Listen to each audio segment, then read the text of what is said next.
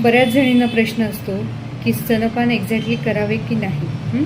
तरी पण मी म्हणेल की आत्ता बराचसा अवेअरनेस वाढत चाललेला आहे आणि मुली स्तनपानाविषयी म्हणजेच ब्रेस्ट फिडिंगविषयी बऱ्याचशा सकारात्मक झालेल्या आहेत. तर आवर्जून एक गोष्ट मी सांगेल की दोघांच्याही आरोग्यासाठी म्हणजे बाळाच्या आणि आईच्या उत्तम आरोग्यासाठी स्तनपान ब्रेस्ट फिडिंग हे अतिशय महत्त्वाचा रोल प्ले करत असतं.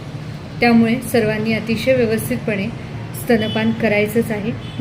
आणि लक्षात घ्या की बाळाचं आरोग्य, त्याची रोगप्रतिकारक शक्ती, आपली रोगप्रतिकारक शक्ती हे टिकवण्यासाठी सुद्धा ह्या ब्रेस्ट फिडिंगचा प्रचंड उपयोग होत असतो. बाळ जर स्तनपानावरती असेल तर खूप कमी आजारी पडतं. बाळाला प्रेमाची आणि सुरक्षिततेची भावना मिळत असल्यामुळे बाळ अतिशय हेल्दी होतं विचारांनी सुद्धा पुढे जाऊन. आणि सर्वात महत्त्वाचं म्हणजे बाळ समाधानी, आनंदी आणि निरोगी राहण्यासाठी या स्तनपानाचा खूप उपयोग होत असतो. आता आपण छोट्या छोट्या व्हिडिओच्या माध्यमातून या स्तनपानाविषयी, या ब्रेस्ट फिडिंगविषयी काही महत्त्वाच्या गोष्टी जाणून घेणार आहोत की ज्या तुम्हाला डेली रुटीनमध्ये यूज होतील ब्रेस्ट फिडिंग करताना. ठीक आहे.